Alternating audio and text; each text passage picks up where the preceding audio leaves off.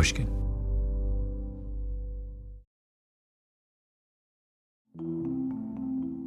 Love that you're wearing a t-shirt that says Canada, just so that we have no ambiguity whatsoever.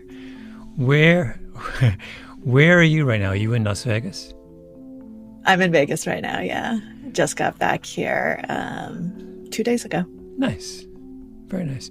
Did I tell you, that I was in Las Vegas and I had an afternoon and I sat in this coffee shop and there were 3 people next to me having the most interesting conversation.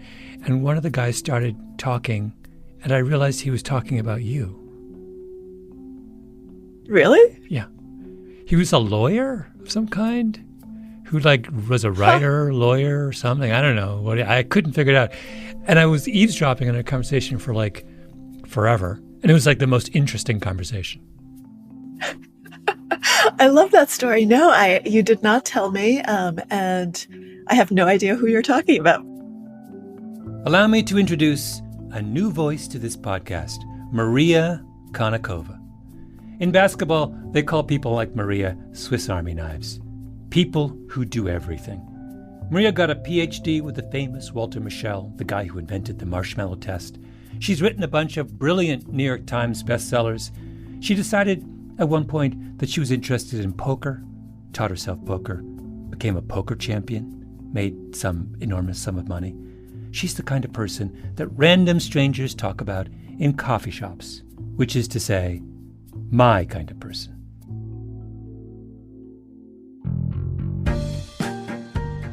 I'm Malcolm Gladwell. You're listening to Revisionist History, my podcast about things overlooked and misunderstood. And I have the pleasure in this episode to bring you the fabulous Maria Konnikova, who has agreed to become the first ever Revisionist History ombudsman, or rather, ombudsperson.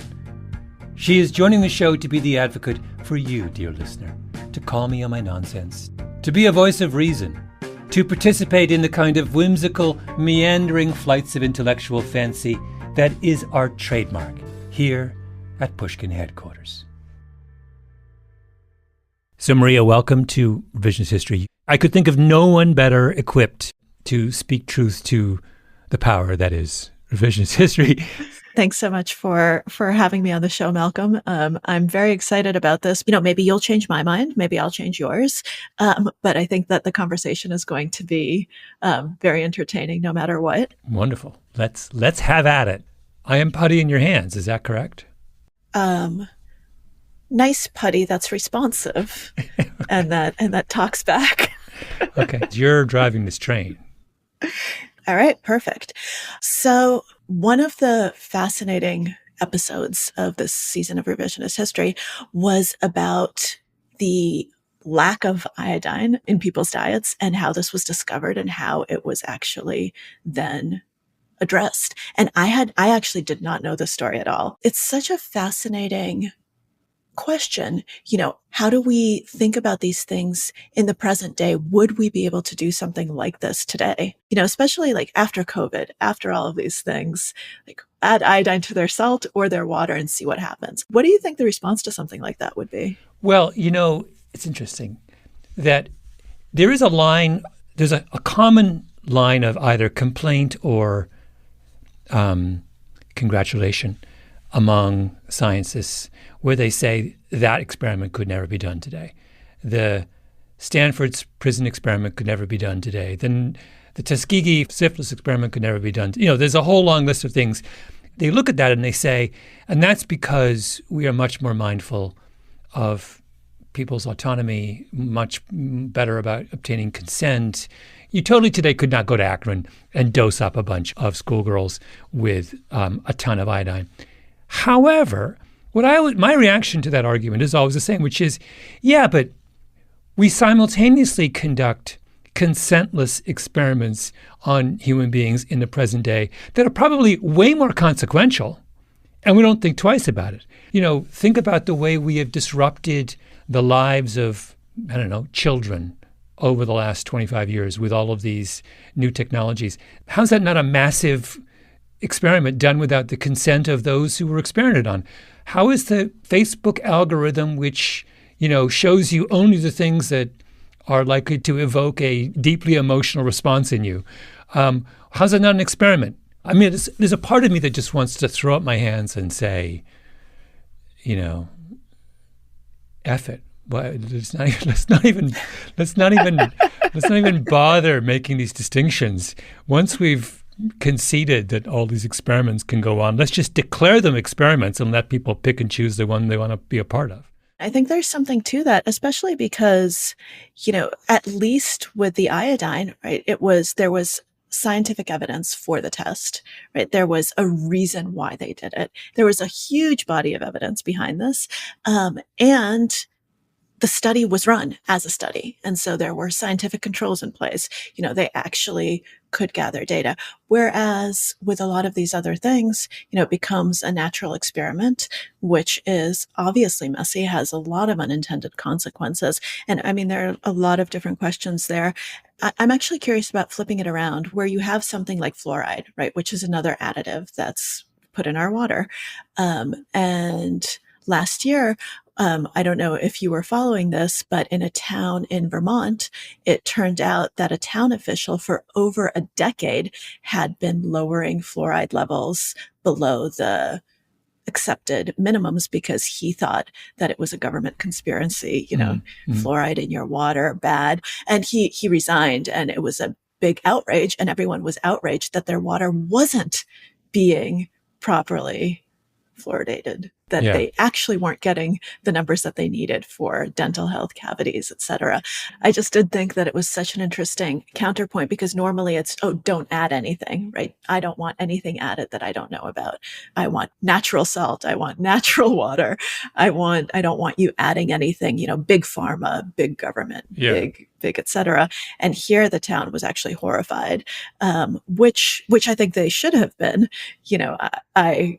I'm biased. I think there's good evidence that adding fluoride to water is a good thing, that adding iodine to salt is a good thing, and that when things are good for our health and we're not going to get them in any other way, that this is a great way of doing it. But a lot of people disagree. Well, I wonder, if are they responding to the fluoride? Are they responding to what they see as the official abusing his position? Right. You can, it's maybe it's a bit of both, or you could see people who might ordinarily be indifferent to fluoride just getting pissed off over this issue. This guy's like, you're not allowed to do that, sir. Hold on. It's time for a short break. When we come back, we'll talk more about how salt and revisionist history are changing lives, and also the infamous Minnesota starvation study.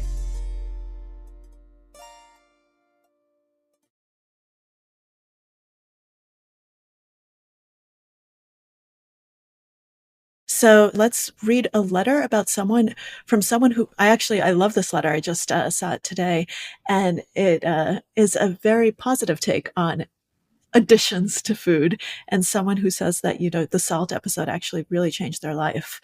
So this is from Mary P. And she writes that it was a crazy, awesome coincidence that I was listening to this episode around the same time my doctor felt a nodule on my thyroid.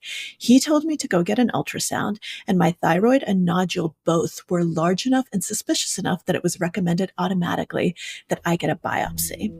So she went for her first biopsy, and the results came back inconclusive.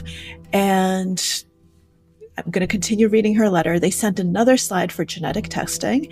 Meanwhile, I bought some iodized salt and started cooking with it. I had switched to kosher salt and other fancy salts over the past few years, and I'm an avid at-home cook. We also live in the Midwest. I used iodized salt in moderation, of course, and thought nothing more of it. Well, I went back for my biopsy, and they took new ultrasound images of my thyroid. This was about 2 to 3 months after my original ultrasounds and biopsies. The ultrasound tech was asking me many questions and seemed confused, but kept to himself. The doctor came in and told me to sit up. My nodules and thyroids had all shrunk. My once 1 centimeter nodule was now around 5 millimeters. He had no reason to biopsy because there was nothing of concern. In fact, he would not biopsy it. No surgery, just a follow-up scan in a year. Hallelujah. I told him my theory about the iodine, and he said that very well could have been what shrunk everything. I asked if the cancer could be in there just smaller. He scoffed at me and said no.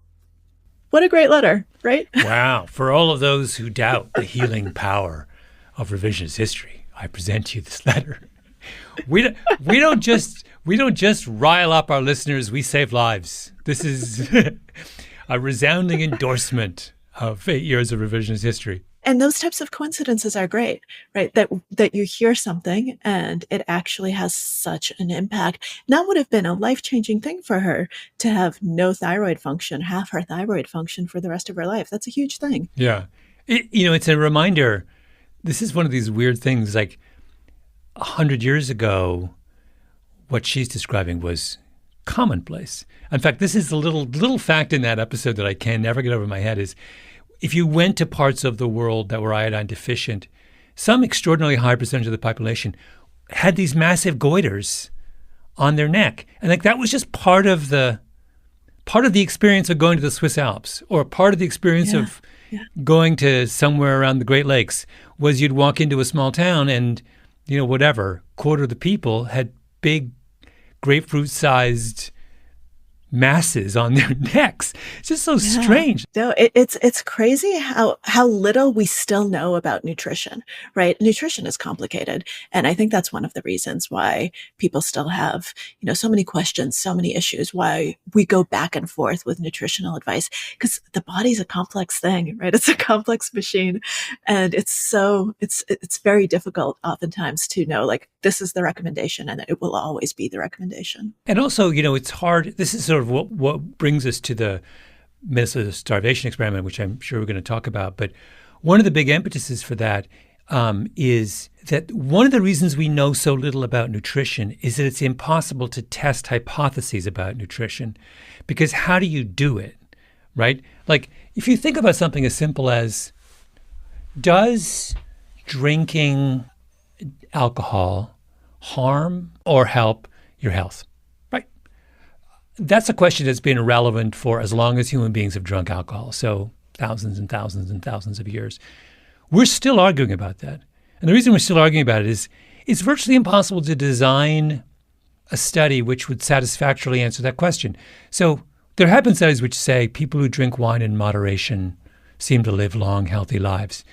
But the problem is that people who drink wine in moderation are people who otherwise live moderate, healthy lives, right? They're like, they're villagers in the south of Italy who are getting an enormous amount of exercise and living in bucolic surroundings. So you just don't know, are they living long, happy lives in spite of their wine consumption or because of it, right? Simultaneously, you see these.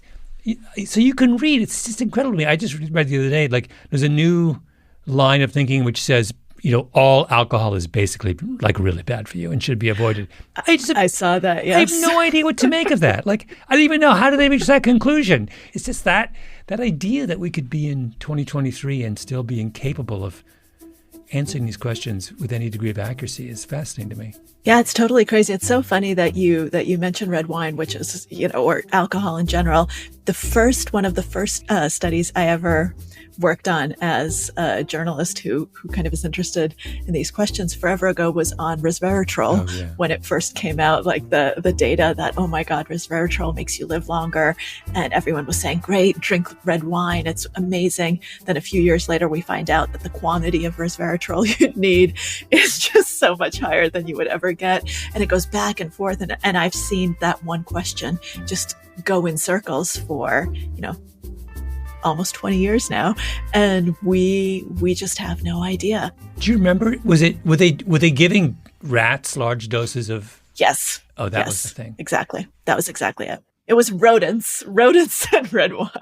So the only thing we can say for certain is that within the rat population, those who enjoy a good bottle of wine every night are going to live a little longer. So I think that this is a good segue point. People who were not drinking any wine were taking part in the starvation study that was part of this season of Revisionist History. So, I mean, first of all, that study, let's just kind of recap it very quickly. I mean, we're talking actual starvation, like the number of calories that these men, so it was all men, right? It was all young, relatively healthy men who were, for one reason or another, not in the military, not serving abroad during World War II. And they were all, brought to this place to try to control, because as we've just talked about, it's really difficult to control food intake, to try to control it as much as possible, to try to do their part for the war effort to see how starvation affects the body. Is that a fair summary? Yes, exactly. Because the only thing I would add is the impetus was, this was in the middle of the war, and the feeling was that by the end of the war, one of the biggest problems the world was going to face was that millions of people around the world had suffered prolonged malnutrition throughout the conflict, and we didn't know how to help them. We honestly had no idea. If someone has been malnourished for a year and a half, what is the best way to nurse them back to health? And literally, we had people at the time didn't have the slightest clue, right? So they were trying to answer that question with some, or at least get some information about that. So the stakes here were huge. I mean, that's what gives the study its kind of moral force. So that's an interesting question, right? Does the study have the necessary moral force to do something like this? Because back in the day, right, back when this study was done, World War II, we didn't have the sort of reviews on studies that we have today. So these days, you need to go through an IRB, which is an institutional review board, when you're doing any sort of human research, and you need to have every single subject give informed consent. And this is crucial, the benefits of this specific study have to outweigh any potential harm to the participants in the study. And so to me, when I listened to kind of the details of the starvation experiment, I knew that it existed, but I'd never actually kind of gone deep into it. This was the most I'd learned about it was from you. And as I was listening, I was trying to think, first of all, benefits versus harm. How do we think about that? And I think that's actually changed over the years. But the second part of it is, how do you actually give informed consent of all the potential downsides to something like this when you're researching something where you don't actually know what the potential downsides are? Mm-hmm. Well, it's like space flight. You're sending an astronaut to the moon. Presumably you pull the astronaut aside beforehand and you say, the benefit here is mankind will be able to say we went to the moon. But, in that situation, the first astronaut in space, we don't know what it's like to be out for a couple weeks in zero gravity. So I don't know. How did they do consent? I guess they said, you're taking a risk of unknown quantity. You might be damaged by what you're doing. Are you fine with that? And I think the answer they were fine with it is that many of those astronauts came out of the military. And so they were used to the idea that they were, called to do something on behalf of their country, which carried with it a significant risk of illness and death. I think that's an interesting example, but it's not a complete analogy, because this was their profession, right? This was their career. This is what they had signed up for. They became astronauts with the knowledge that they would hopefully be able to go into space one day. Whereas these study participants were just ordinary men who were called upon by their patriotic feelings and said, do you want to do your patriotic duty? That's a lot of pressure, and that's not your life. This is not something that's your career. You're being asked to do something that's just totally out of the ordinary. Wait, are you a Minnesota starvation experiment skeptic? Do you not think it should have been done? No, I'm someone who wants to push back, though, and to question how it was done and whether they could potentially have ever given informed consent to something like this, especially given what we know now about the longitudinal long-term effects about starvation. Back then, the term epigenetic, I don't think even existed. Mm-hmm. People did not know kind of what the interaction of genes and environment is.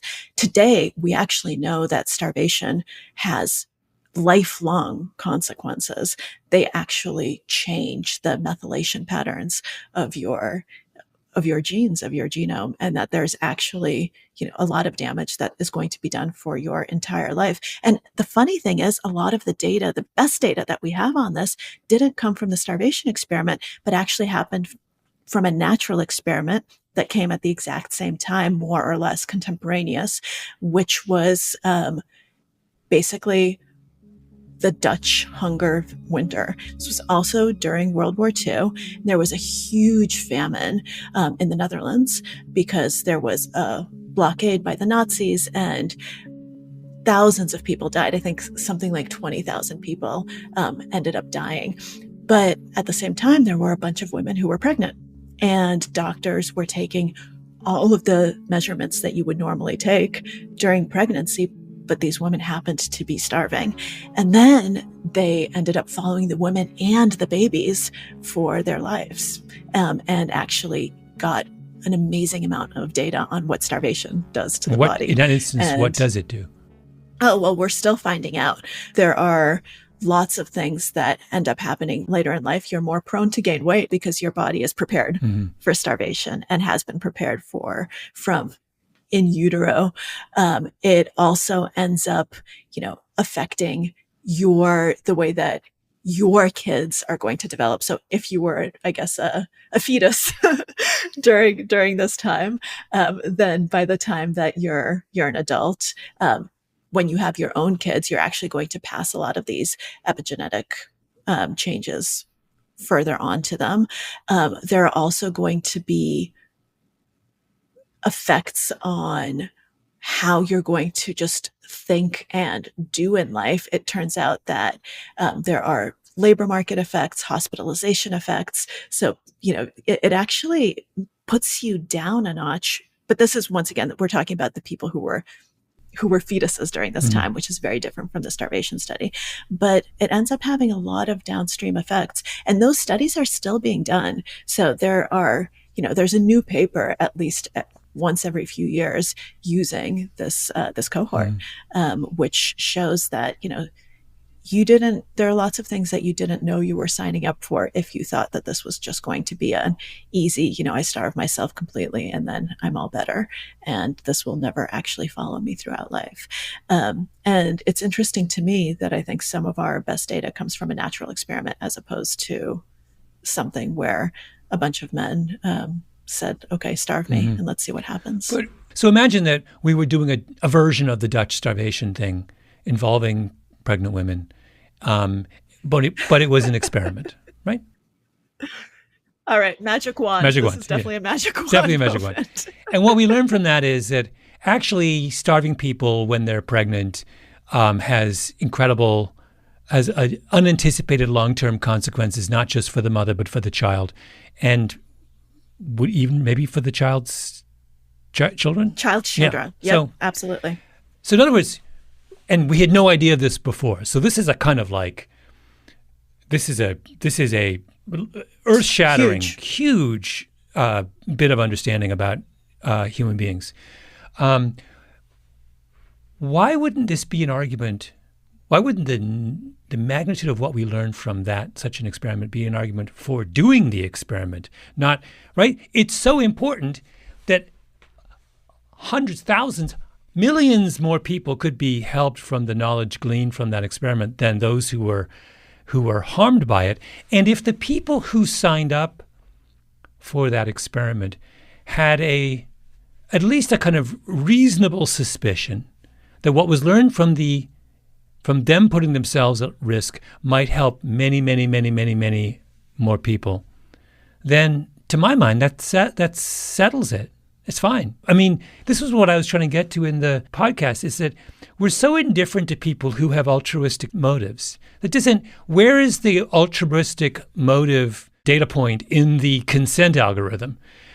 Yeah. Like, you should be able to say, I know it's going to harm me, but I think it's going to help a lot more people, and I'm fine with that.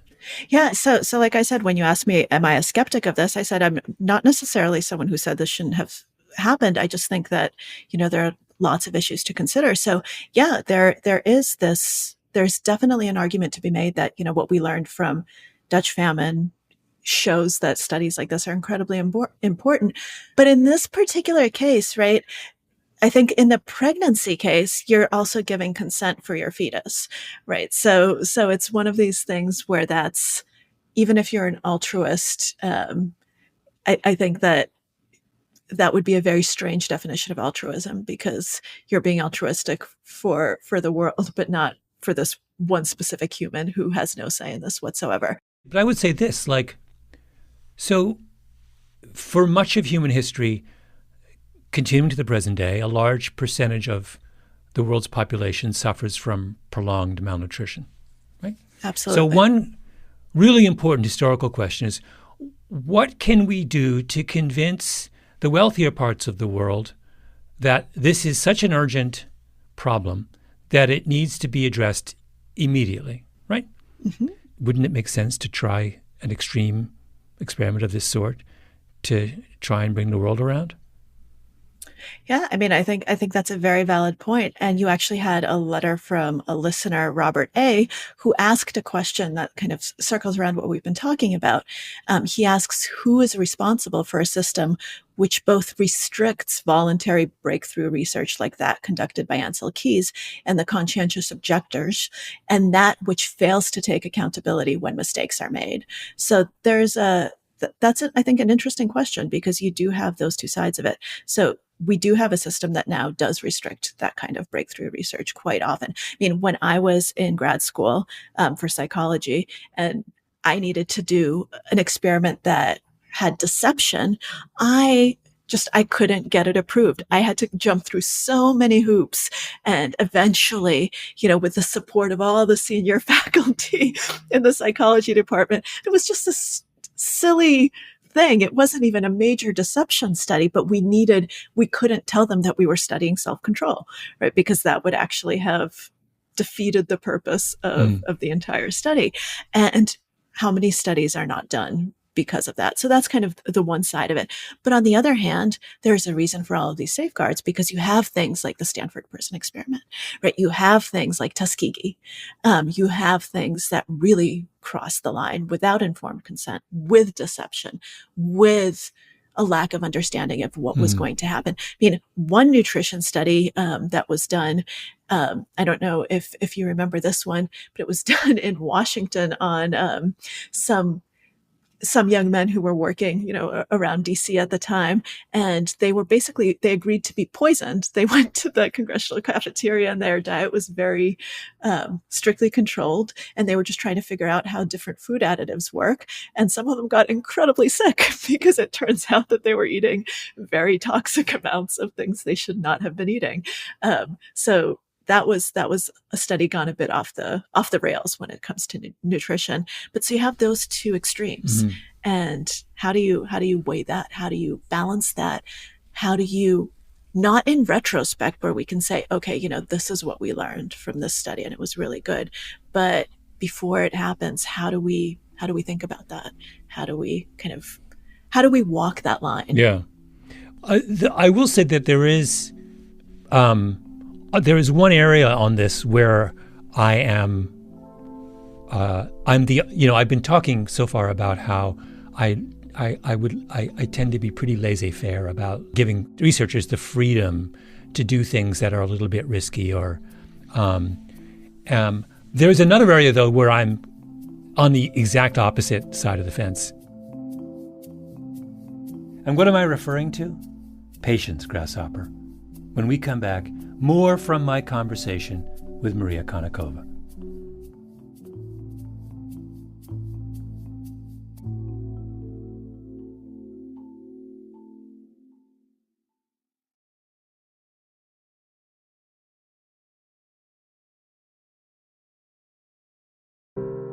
We're back, and I was telling Maria that I'm pretty laissez-faire about letting experiments go forward, except in the case of what might be the most awful natural experiment we're living through right now.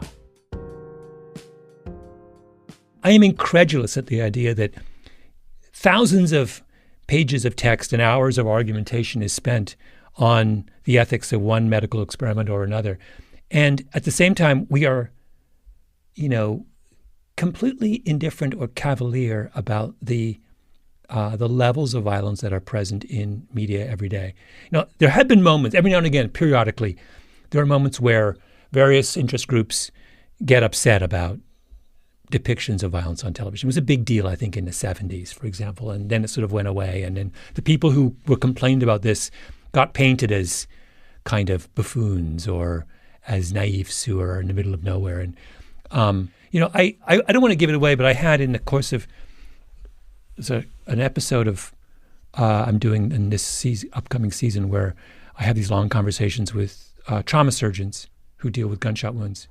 And what they have to say on this very specific matter is incredibly interesting and disturbing. They're not like hiding their head in the sand about this. They are fully aware of it. The people who have I believe, a morally objectionable position are the people in Hollywood. Many of whom are self-described liberals who will go on and on and on about the terrible need for gun control in America and how outrageous all the Second Amendment people is. And meanwhile, they're making movies where like 20 people are slaughtered in the first 15 minutes. Like, I'm sorry, this is just like completely incomprehensible behavior, right? It just drives me nuts.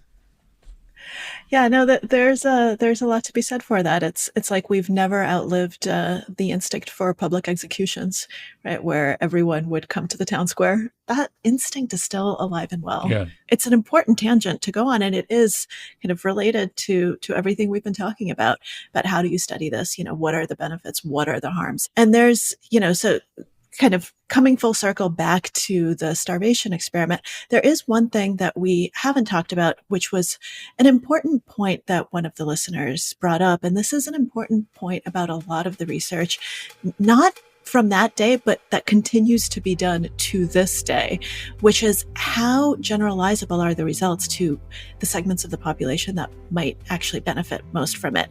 So, Maura, this listener, wrote, how can we treat eating disorder patients, primarily young women, using data collected exclusively on white men? How can we use this to study the impact of dieting and weight loss when dieting is more prevalent and pressured upon among women? How can we use this to study obesity when non-Hispanic Black adults and Hispanic adults have the highest prevalence of obesity in the United States? That's the end of her letter, but I would just go on and on when we're talking about malnourishment, and we realize that most of the malnourished population of the world is not white men. So that is kind of an interesting side note, and this is actually still a huge problem. That's not something that we left behind in the 40s. To this day, most medical data comes from men, not women. And it's a very that's an interesting way of looking at, what are the actual benefits from this to the people who need them, and how generalizable is it? If you're trying to develop actionable policies and guidelines and approaches to affected populations, it absolutely does matter. And, we went through this with our understanding of heart attacks, right? Where we started off testing a lot of these hypotheses in men, white men, and that's how we got our baseline knowledge. But then we tried to use that information to kind of understand how to deal with women without realizing that the biology of a lot of these problems, physiology of a lot of these problems in women is very different. So I think it depends where you are in the kind of stage that you're at. And the mistake we make, I think, is we don't honor this distinction between kind of basic understanding and actionable research. If you talk to somebody who works for a pharmaceutical company and is involved in drug trials, they will talk your ear off on this. And what they will say is, do you know how hard it is to put together a study population? It's insanely difficult to find someone. I actually I was going to volunteer for a trial about Lyme disease vaccine. And then I had the first thing to do is you have a half an hour conversation with someone, and they detail that I would have to drive to Albany, an hour away, 7 times, and have to set aside half a day on each of those occasions. And I wasn't clear whether I'd be part of the treatment group or the placebo group, right? So I listened to that and I was like, I can't do that. I'm not taking, somewhat selfishly, I decided I don't have that much time to devote to this, so I'll let someone else carry the burden. So it's really hard to do these studies. So if we say these studies have to be perfectly representative, you're just making it less likely that the study gets done in the first place at a certain point, right? So that's the trade-off. It's an impossible trade-off. Sure. No, I think there's a lot of truth to that. That said, I do think that even baseline knowledge studies these days should at least include women, because, if you're omitting more than half the population and the basic biology is different, then. But you couldn't have done the starvation experiment with women. But that's the other thing, right? What are we proposing in the starvation case? Do we want women there and Hispanic and Black, where it's much more difficult to actually obtain consent, because especially back then, but even to this day, these are populations that have had a lot of negative research done without consent. And it's actually much more difficult, I would say. And the burden of proof is much higher to ask for consent from vulnerable populations. But you can't do a starvation experiment like that in Minnesota on young women, because if it has consequences for their fertility, then you have. So what are you going to say? And it does. So are we going to use postmenopausal women only? But that brings up a whole different set of issues, because now you have an older population that's going to be less susceptible to whatever risks you're exposing them to. It's tricky. This reminds me, we talk in the season about magic wands, experiments we could do if we could wave a magic wand. This one doesn't actually require a magic wand, although it would be very hard to do in the real world. But you mentioned that natural experiment in Holland, which gave us information that would have been almost impossible to get otherwise in a formal experiment. And it goes to the larger point that this is the great thing about natural experiments, is that when you can find a good one, they almost invariably tell you stuff that you could never find out otherwise. They're incredibly productive kind of experiment. So why can't we engineer natural experiments? So imagine this. Imagine if someone came to you and me and a million other people and said, we're at the stage now in technology where we can put little sensors on you, which can continuously monitor every one of your physiological signs and vital signs in real time. Would you agree to be basically monitored for the next, 10 years? And you and 2 million or 10 million other people agree to be part of this, and we will simply wait and see what happens to you, and use that massive data set to kind of improve our understanding of the kinds of things that lead to various sorts of diseases. I mean, if you had 10 million people and they were giving you 10 years of their life, and every conceivable indicator and vital sign was being monitored on a moment-to-moment basis, you would be able to understand stuff that right now we have no clue about, right? And all it takes is for people they don't even take in a risk. They're just being willing to be monitored and donate their data. That's essentially engineering a natural experiment. I don't understand why that hasn't been done. Privacy. I know, but who cares? Don't even get me started on privacy. Privacy drives me just nuts. It's like, what an absurd thing in this day and age to be concerned about. Like, basically, as far as I can tell, every single fact about Malcolm Gladwell is known by some combination of Facebook, Apple, Google, and someone else. And so I meant to ask, Malcolm, what is your mother's maiden name? I just have a few more questions before we wrap up. I know. It's ludicrous. And so it's fine for those guys to scour, the internet and put together massive dossiers of everything, every fact about me. But somehow if I want to allow someone to peek into my physiological, for the benefit of mankind, that's a problem. It just drives me crazy. It is a problem, and I didn't know that I hit a nerve with that one word, privacy, but here we are. So that, I think, is a nice place to wrap up our starvation study, except for one final question. One listener was really fascinated by the cinnamon roll recipe from the episode of the Starvation study. Tara A., she said, "Thank you for these episodes, Malcolm." So, Malcolm, thank you for these episodes. Any chance you know how we could track down that cinnamon roll recipe? I was thinking it would be nice to make some and share in my community. And for a refresher for listeners who don't love cinnamon rolls as much as I do, so didn't immediately light up at this detail. So there was a character in the episode, Lester Glick, who was part of this study. And one of the things that mentally fortified him, although I think for me it would have probably had the opposite effect, is he carried around a picture of a cinnamon roll, and he had it with him always. And it was something that kept him going.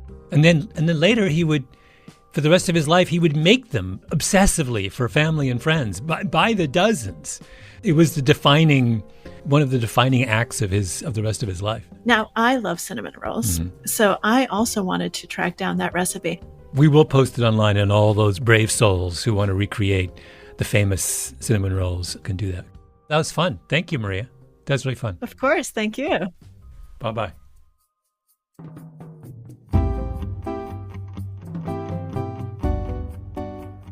Maria, thank you so much for agreeing to take on the role of Revisionist History's inaugural ombudsperson. Just so all of you know, we hope to make Maria a regular on the show in the future. You may have thought she went easy on me this time. Let me just say I have no expectation that will ever happen again. Oh, if you're wondering why I said it takes bravery to make the cinnamon rolls, let's just say the recipe involves, among other things, mashed potatoes. Go to our website and see for yourself. And thank you to the Glick family for sharing that with us. Maria will be back soon, so send your questions, your challenges, your gripes, and your stories to all of us at revisionisthistory.com. Revisionist History is produced by Lee Mengistu, Amy Gaines, Kiara Powell, and Jacob Smith. Our showrunner is Peter Clowney. Original scoring by Luis Guerra, mastering by Sarah Bruguiere, and engineering by Nina Lawrence. Fact-checking by Kishelle Williams. Special thanks to Julia Barton. Subscribe to Pushkin Plus to hear all our episodes of Revisionist History ad-free. And as of this year, get our shows 2 weeks earlier than the rest of the world. I'm Malcolm Gladwell.